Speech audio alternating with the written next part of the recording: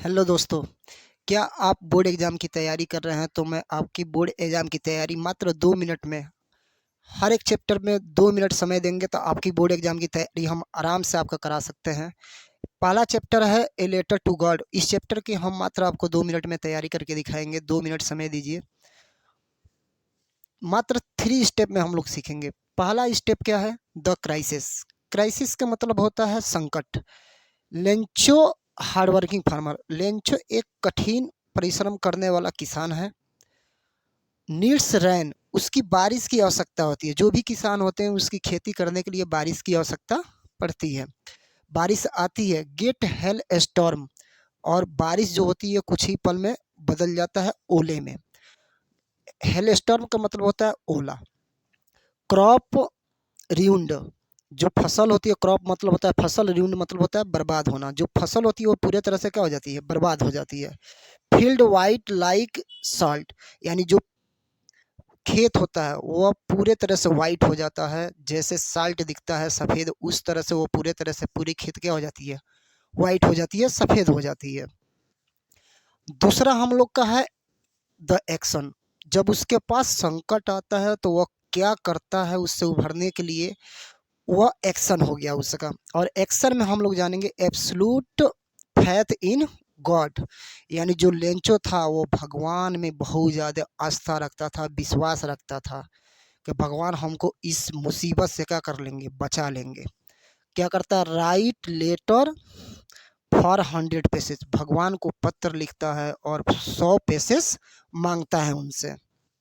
आगे postmaster moved by his faith, और postmaster जब उस पत्र को पाता है और पाने के बाद से उसके विश्वास को टूटने नहीं देता है। लेंचो के विश्वास को टूटने नहीं देता है पोस्टमास्टर। और collect 70 pieces as act of charity, और अपने चैरिटी से जो वहाँ पे काम करने वाले जो लोग थे उनके बीच और चैरिटी से वह क्या करता है? टोटल 70 पैसे ही जुटा पाता है।